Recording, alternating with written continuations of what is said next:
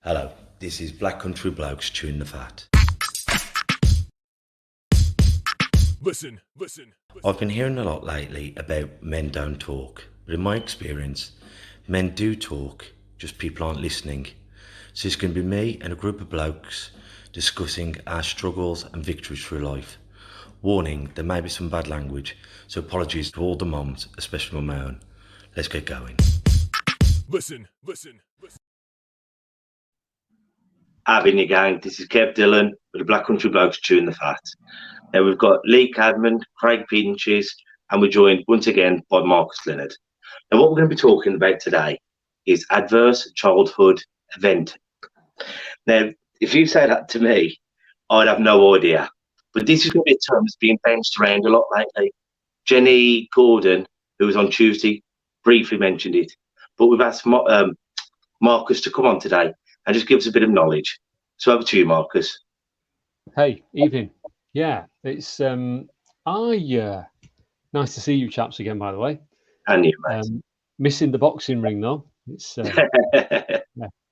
So I first came across this scale it's just a few years ago, and lots of research comes about, and sometimes you've got the sake of research for research's sake, and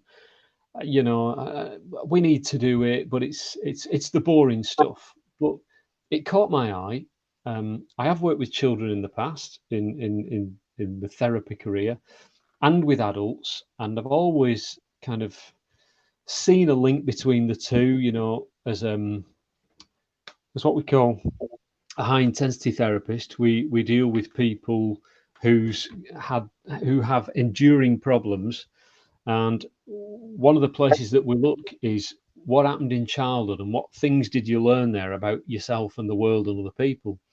So it struck it was of interest to me when I saw it, and the more I started to read it, the higher my eyebrows got, and the catching me my weekend as I started to go and look and think, wow, this is never before.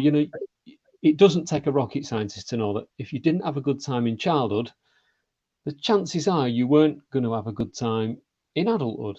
But when we look at the numbers really carefully, they produce graphs which are just straight lines. So did you smoke? Yeah, did you score more than 4 on the adverse childhood event scale? Because if you scored this, that means you're going to smoke. Straight line. You'd be you'll have a liver disease. Straight line. You diabetes. Straight line. And you just think, wow, how can that be? How can we predict so effectively what happens in childhood and the way that your life is not mapped out, but the difficult things that you'll experience? And it's now become a very contentious and focused area, certainly for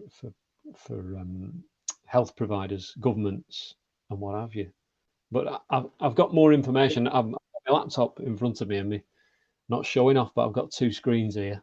I always looked enviously at people who had 2 screens and thought, well, one day I'll have 2 screens, including my phone. I've got 4. I've got 4 screens.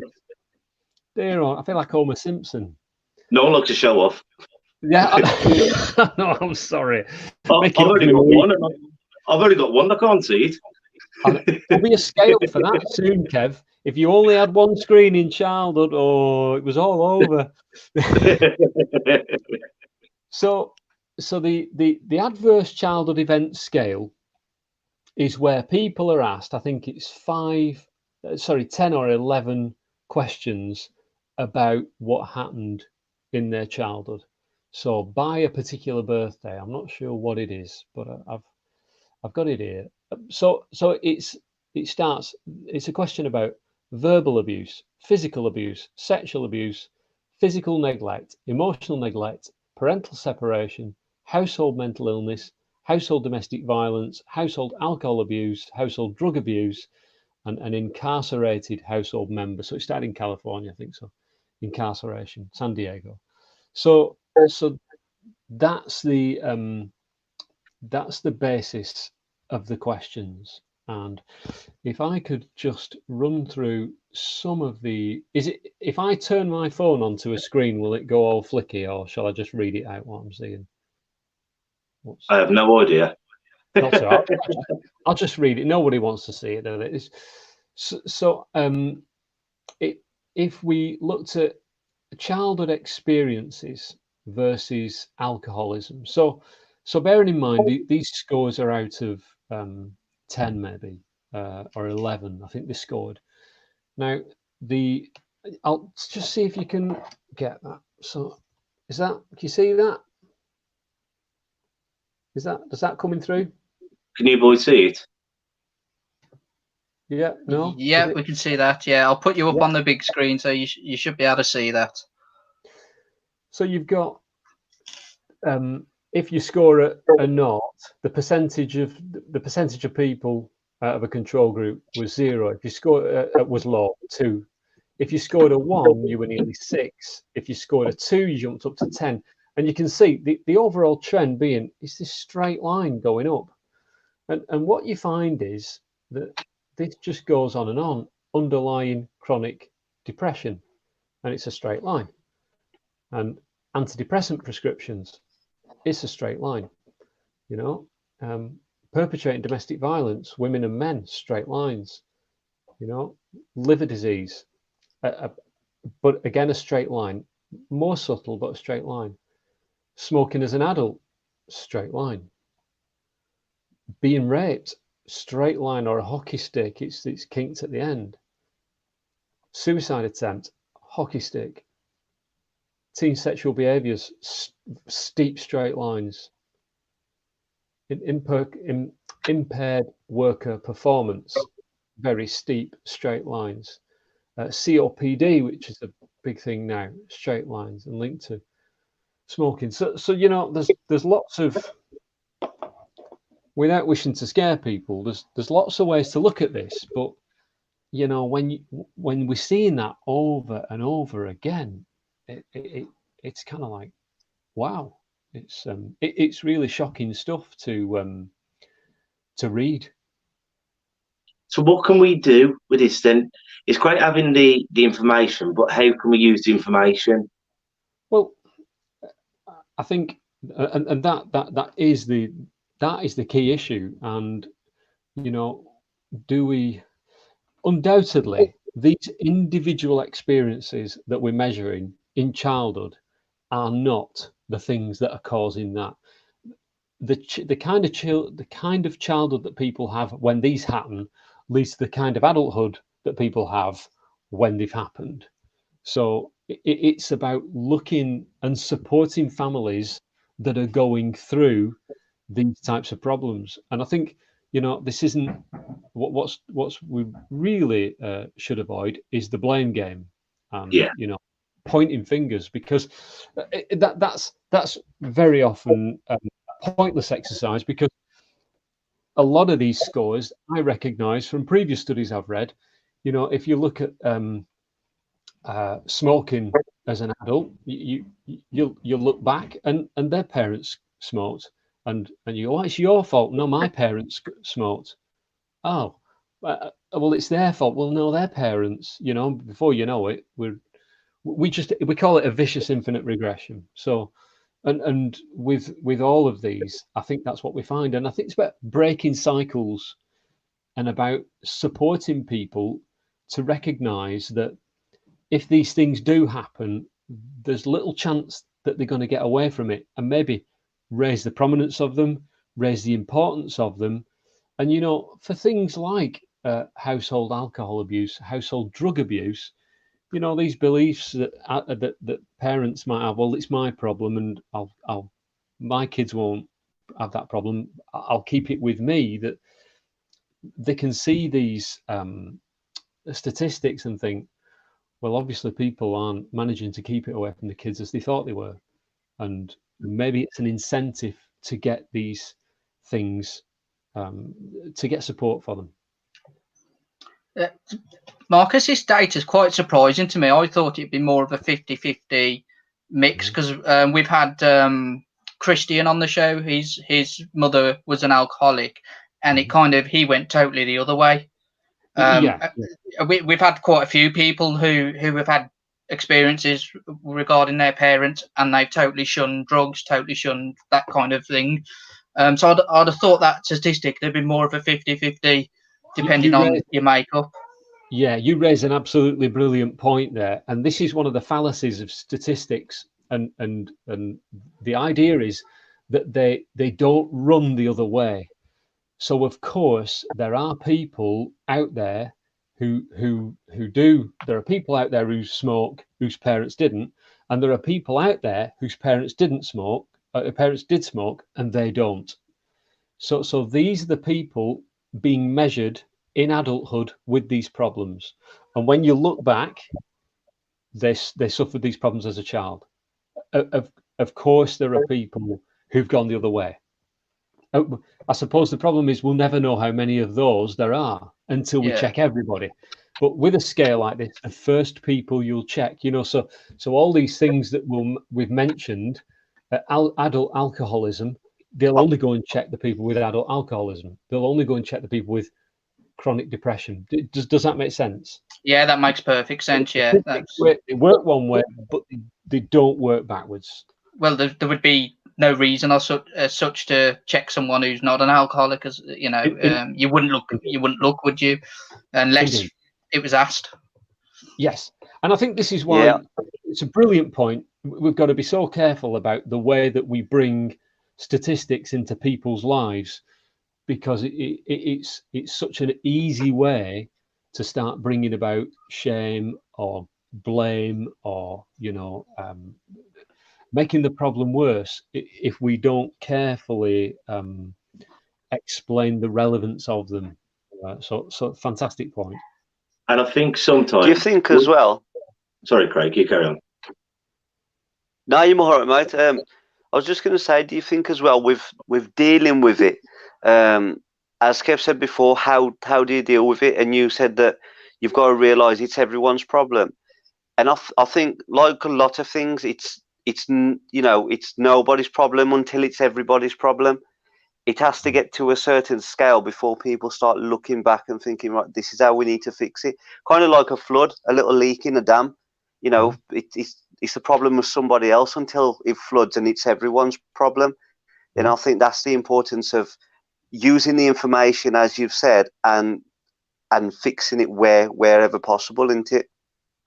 It is, yeah, and fixing it is just a word, isn't it? It's just like a puncture in your car or something, or a leaky radiator. Well, we'll fix it, but I mean, if you live in a deprived area and the whole setup has got problems, and then somebody points this out on a scale and goes, "Oh, if you just fix that," that is a difficult ask. That is and I think this is where we've really got to move the focus around and see these things that have come up in the statistics as a bit of a compass bearing, but make sure, generally speaking, I think the win would be there are people in adulthood who've got problems now that limit their lives and limit their health, and really was no fault of their own. Let's put a lot of resource into helping them, not just in that specific area, but generally. And let's realize that children that we bring into this world are not just a problem for mum and dad. This society needs to look after them, but not just with these very few statistics. I think what this says is you let this go at your peril. Society, the whole caboose, Yes. So the fix it term is a kind of tongue in cheek. It is a very difficult ask. So we should be trying to get to the bottom of it at a younger age. Because if someone has done these things up to 18, 20, 25, 35, that's pretty ingrained into who they are. That can even become their identity. But if we could get that child of 6, 7 and start chipping away at it, maybe we'd have better results. Yeah, what you see, one of the things there's another I've got quite a few of them open. there was another. Oh, where's it gone now? It's in here somewhere. It's on the third screen. It's not. That's just blue. That's one of these studies was talking about. Oh, where are you? Ah, here we go. One of these studies was talking about the. It's not that one. Not that one. Is it that one? It was talking about, as well as the childhood events, adversity in childhood, it was talking about a resilience scale at the end. And those were really useful questions. Do you know, I can't, I must have accidentally closed it off. I'll try and find it. But what they talked about was the resilience, and there were things like, even though those things were going on, if you had someone to talk to, if you could trust someone to with your problems, if you knew that people had conversations about how to improve your life somewhere, because that's a really big thing, isn't it? You just think there are kids out there and they've never heard anyone have a conversation about how to improve their life, even if it's, you know, just make them more comfortable or deal with the health or something like that, you know. And you just think, wow. And it's like, you know, when you've got an army of people in the NHS who are poring over statistics thinking we could make people's lives better, and we're talking anonymously about people that we've never met, but unless they know that, and unless they know that there are people working sometimes in the wrong direction, sometimes in the right direction to make things better, they don't know. But that has a big effect. I really need to find that now, don't I? I think that's really good what you just said about becoming resilient and having those people who care. And I think where we've got lost over the last few decades is we've lost that community. And I think what's great at the moment with this isolation, every Thursday tonight when we'll all be out there clapping and you'll shout out to number 7, "You're right, is everyone well?" Whereas for the last 10 years I've lived here, I've walked past that bloke and that woman 100,000 times. Whereas now we're out there going, "Are you okay? If you need anything, you know where we am." So hopefully for this isolation, it will bring us closer. Because I think that is something we've lost, that caring for my neighbour and loving Dot over the road. And if she's had a fall, don't worry, we'll go and get her milk. So hopefully this will come from it. Yeah, it will. You know, I think the more that we've gone to an individual based society, the more these problems have crept in. You know, my mum had a corner shop, and I had to take milk and bread to the old dears, you know, around the streets, and they were lovely, and but they lived on the same street. Now, where I live, all the people are the same age, and they're all pretty much doing the same thing. And you don't have old people, so you don't get that sense of community. The old people are in the old people's home, the other side of town. The young people live over there, the middle-aged live over there, and everybody's gone off into their, you know. And I think it's such a shame when you don't have a street full of different types of ages and races, and, you know, just all different people. But before this, we used to have the pub where you'd know everyone in the village. You'd have the post office. Even like the old dears, they go to the supermarket. There's a big queue, so you have to self check in. There's apps that you can go to certain pubs and have your beer delivered to you. So we haven't got to learn those social cues of waiting in line. Sorry, mate, you're in front of me. We're losing that. Yeah, indeed. Yeah. And I think with social media and everything, yes, we're connecting in some ways, but we're almost teaching ourselves to be alone. And that's what I was going to say back to something you said earlier. Is the system almost designed for us to fail? Like, we'll put speed cameras up everywhere, and it's 70 miles an hour speed limit, but you can drive 200 mile an hour car. Or we want people to stop smoking, so we take away a 10 deck, and you can only buy 20 decks. Or we don't want people to be drinking in pubs where they can socialise and spend £5 a pint, or you can go and buy a crate for a tenner. Is the system rigged to make us fail? Absolutely. It is. It's It looks like it is, doesn't it? And I think those are the questions that come down to, is money being made? Yeah, it's a worry. Money can. Lee said this the other day. We can always make money by hook or by crook, whether we're cutting grass, picking up apples, whatever. But once we lose the people who follow us, then we're lost. Yeah, absolutely. Yeah. I've found that found that scale. It was on there all the time, and it was the resilience questionnaire, and it was this is I don't know if you'll be able to see the text, but it's 14 questions, and it's definitely true, probably true, not sure, probably not sure, and definitely not true. And it's things like the one that stood out to me.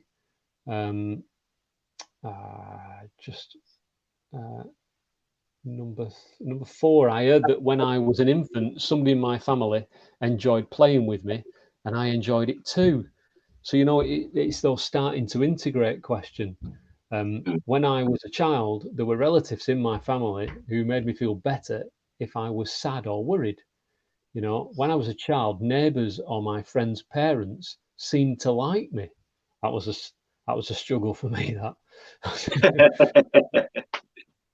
But when I was a child, teachers, coaches, youth leaders, ministers were there to help me. This is American again. Somebody in my family cared about how I was doing at school. My family, neighbours and friends talked often about me making our lives better. That's a real crucial one. Yeah, we had rules in our house and we were expected to keep them. So they're all really subtle, interesting questions. Sorry, I keep nattering, don't I? Have you guys got your view on this, listening to these questions? What do you think? Craig, Lee? Sorry. Yeah. So it's all really interesting, and it's right. We've got to somehow help other people, haven't we? And I think that's what it actually comes down to, is how we get the message out there, and be mindful of what if children are following paths of alcohol and smoking and things like that. So what other paths are they following in terms of the way you use language, the way you treat people? So it goes to show that you need to. No. Carry on, Craig. No, Craig? No, it's gone. Yeah, so it goes to show that you need to see how people, you need to try and teach your kids all the way through. You have such a big impact, which I think we knew, but it goes a lot wider than you think. Yeah. But as me and Mick Maguire were saying yesterday from Jewellery Quarter Boxing Club, and I was yawning then, sorry. Some of the kids who come into the boxing clubs, they haven't got the parents, the grandparents, and you become their surrogate father, their brother, their world, because you're the first person who tells them, well done, you can. You're not a scumbag, you're not a junkie, you're not an ex-convict, you're a person, and this is your life, and it's up to you how you spend it. And sometimes that's the first ever person that's told them that. And I'm so lucky I come from such a loving family. And that's why I want my daughter. And every single day, I tell her I love her. And I start singing this song. Have I told you lately I love you? She goes, every day. And that's how I always want it to be. I always want my loved ones to know I love them. But the poor people who haven't got it, and that's why boxing clubs, football clubs, scouts, and all these different organisations are so important, because you might be that missing link to that person's life. Yeah, definitely. No, and I think I've been reading this myself now, never thinking about this angle before. You start to read through the resilience questions, and you think a family can't do this on their own. This resilience involves, it's too much pressure on a family that are already probably under pressure. All these kind of other factors that come in to convince children that the world is supportive and it's not out to get them. it's really changing my view now. Thinking there's bigger work to be done, and as you said, it's difficult to look at the way that the capitalist money-making machine isn't either deliberately set up to throw these to throw something under the wheels of this, or accidentally going in the wrong direction. You know, it's like you say, it's just driving people apart. And it's what we do with this now. It's what people do, and how they kind of bridge the gaps. But I think this will only start to happen when people realise it's important. Because, you know, when you see people who have children, you know, emerge in their families, you can see they only want to do the best. I don't think I've ever met anyone who wants to balls it up. You can see people, you know, shouting at their kids or being overzealous with punishing them, but they'll. I reckon if you ask them, they're only doing it because that's the right thing to do. That's what happened to me, and that's what I'll do. And you know, they're just doing what they think's best. You only know what you know, and it's hard to say, we'll go and do this differently. If you don't know the answer, you'll never know it. You need someone to guide you to that place. But as you said, not by guilt. Well, Kev, you're doing a terrible job. And now on, that won't work. But if you can say, have you tried? And I've learned a lot about parenting since this lockdown, because normally I'm tired before I go to the gym, or I'm tired when I come back. And I've become very short-tempered. And for God's sake, don't. Well, now it's, if I shout at her, she shouts back at me. But what I have been doing is going, but we don't shout at each other, and we explain the feelings. And I found a massive difference in my parenting. Yeah. And that again is have we got the time? Do you know, I read a really I'm talking again, sorry fellas. No, it's your interview, mate, you're the guest. There was a really good experiment done, and it was about how not hospitable people could be, about how generous people could be in the face of need.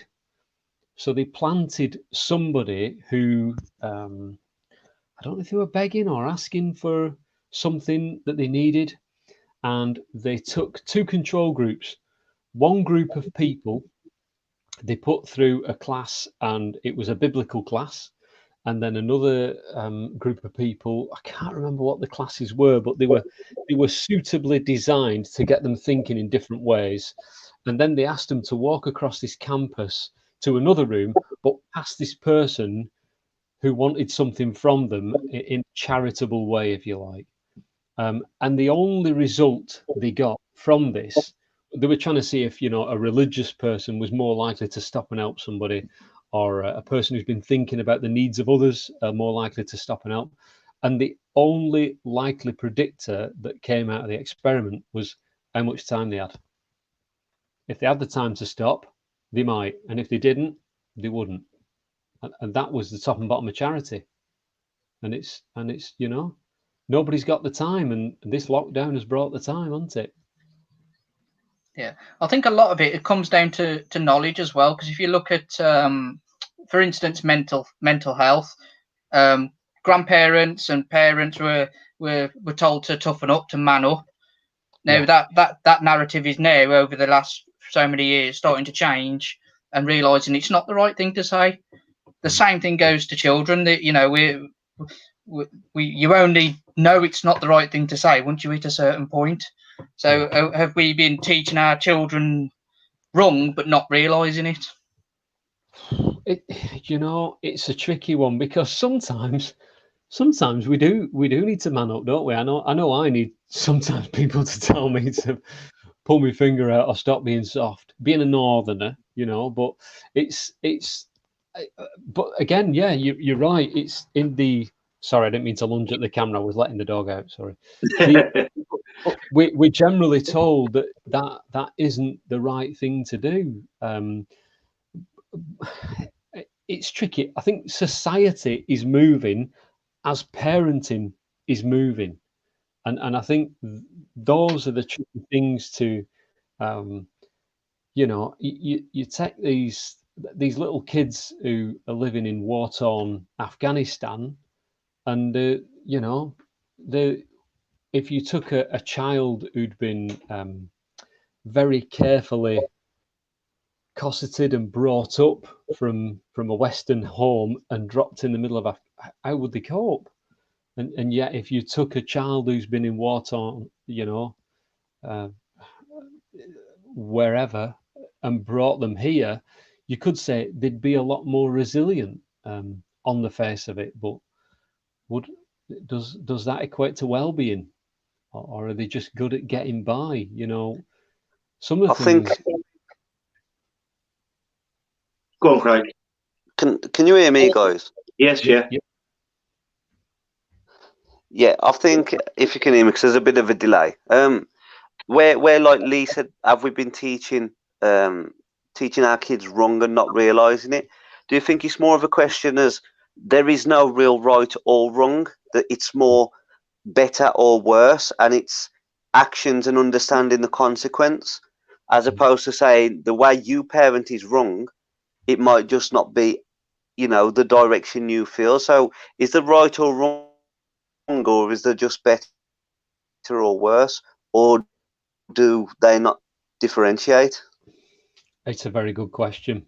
I think I personally would always go with the better or worse, but not always obvious.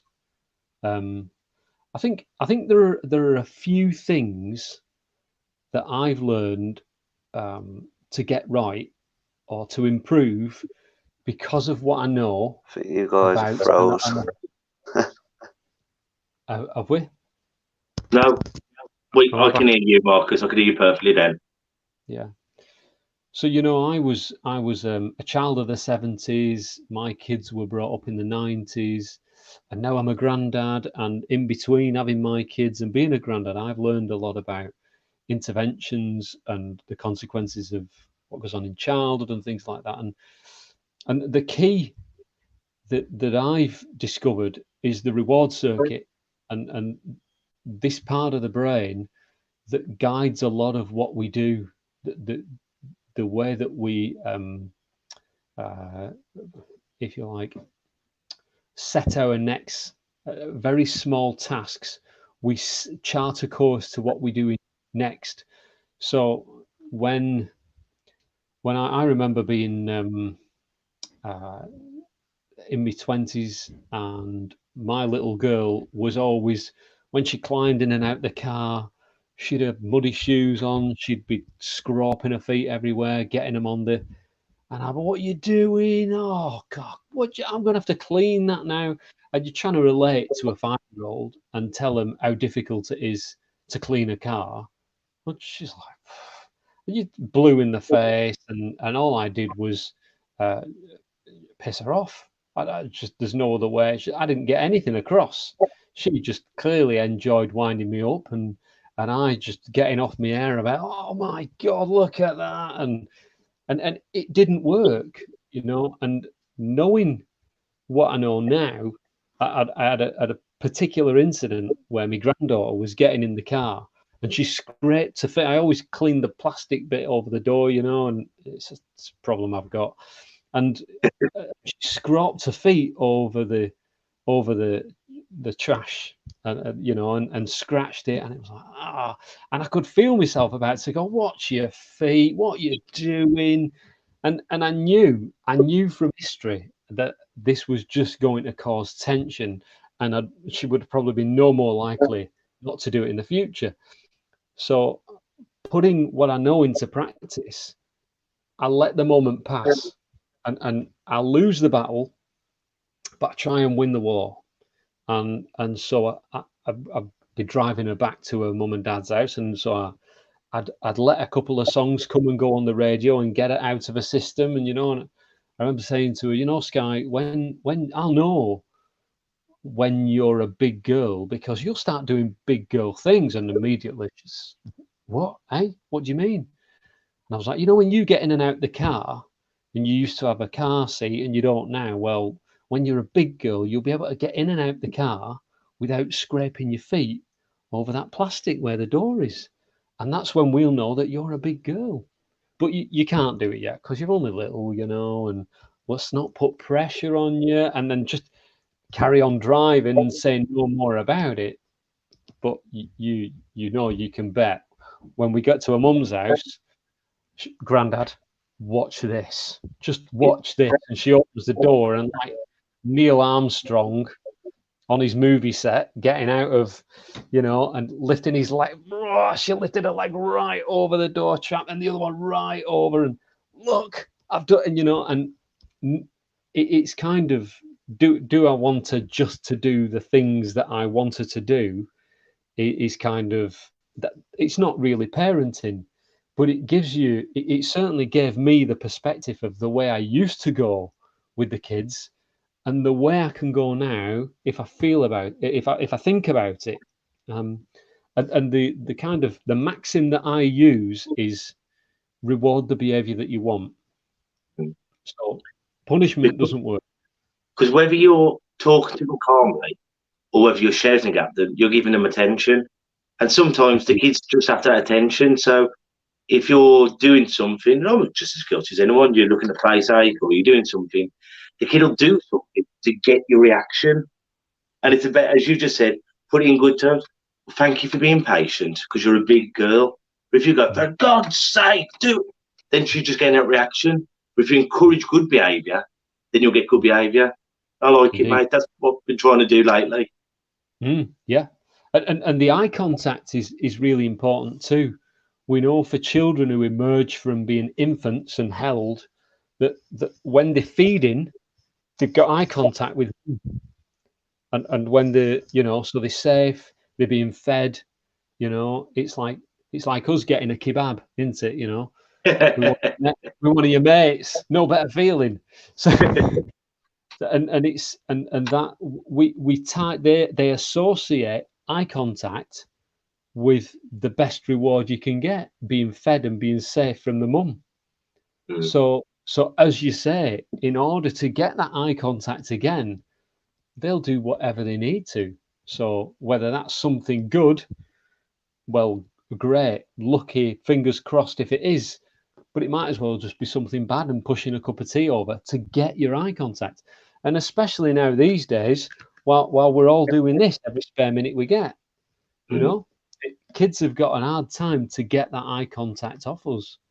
And, you know, when we use these techniques, you set a day up for your kids where that they can do something that's worthy of praise, and then praise them using eye contact. These are the things where we know you can step forward. You can take a step in the right direction. I don't think it's going to fix it, but it's where you're doing that and stepping in that direction. You're not stepping in that direction and having a slanging match, are you? You know. But again, I think it's having the time to plan. Sorry. No, sorry, mate. I was just going to say, Lee, Craig, is there anything you want to ask Marcus? But no, I think not yet, but mate, my mic's messing up. Okay, mate. What was you going to say, Lee? No, I think that's been very eye-opening. I've got 3 children, and I've got an 8-year-old boy who is a nightmare, to be totally honest. And I do find myself shouting at him, and that's given me a different perspective. It's definitely something I'm going to try with him now. Only it may cost me money because he's 8-year-old and not younger. So. But it's definitely something I'll try with him, because I think sometimes we're so alike and so stubborn that it just makes matters worse. Whereas now I'm going to actually try step back and let's praise the good behaviour. Let's try and let's put a twist on it, basically. So thank you. Yeah, you're welcome. Oh, sorry, carry on. It's all right. No. Well, what I'm going to do, I'm going to ask you, because we're going to do a little snippet from everyone we've had on this week due to it being Mental Health Awareness Week. And I'm going to ask you a question, and it's going to be, what positives do you see coming from this isolation with mental health? All right. Yeah. Well, I think it's given people time to contemplate their lives. I think that wheel that we go around on is a big distraction, isn't it? And I think it's been a great leveler. Doesn't matter who you are, doesn't matter where you come from. You are, you're bound by the same rules. So it's brought out without getting political. I'm not a fan of the. I didn't vote the current government in, but I think they've dealt with it very well, and they've put health and well-being ahead of all other matters. I know it's a bit of a contentious issue, but I think from somebody who didn't vote them in, I think to say that I think is a better thing rather than somebody who did. So I think that's been really nice to see, and hopefully people will see the value of that and see that it is positive to concentrate on people's health and well-being above everything else. What's an economy, as you said, without people? What is it? It's like so those are the positives I think that have come out of it for me. Thank you, mate. And the last one, as we always do, you've been on the show 2 other times now. So if you've enjoyed hearing Marcus talk, please go back and listen to his previous episodes. And the question is, have you got any sayings or quotes that maybe help someone get through this isolation at the moment? Yeah, we did a talk on the trust. My colleague Susan did it, and it was about mental well-being. And one of the things that came out of that was try not to make lists of the things you can't do. That would be. We know this is of the people that do struggle. This is one of the things that they do. So don't make lists of things that you can't do, and don't make lists of things that you might consider to be a threat. But again, if you are struggling with things like that, we have geared up. Mental health services have geared up now to offer remote consultations and remote therapy. So if you are struggling, please do get in touch. If you Google IAPT, Dudley, or IAPT in general, or Talking Therapies, you'll find a link through Google and you can sign up over the internet. Brilliant, mate. Well, stay on the line because at the end credits we'll just have just a chat to say thank you to you. As you know, we're going live all this week, gang. We've got our last guest coming on tomorrow, Ian Hines, who's coming from mental health first aid courses. What they're doing, they're going around different organisations and talking on the first aid of mental health. Because how many of us now have got a first aid course in? I cut my arm and someone will run over and patch me up. We should be doing some mental health. And once again, if I get hit by a car, it's not your job to sew my leg back on. All you've got to do is keep me alive or safe until the ambulance gets there. So I think we should be doing more of this. So tune in tomorrow at 6 o'clock. So I'll see everyone tomorrow. So take care of yourselves and each other. Ta-ra a bit. Listen. And that's a wrap for another show. But if there are any comments or messages that you would like us to read out for our next podcast, please be in touch. There are also lots of different organisations at the bottom of this page, and hopefully they can help you or someone you care about. Please share this to spread the word. Until we talk next time, ta-ra a bit. Listen.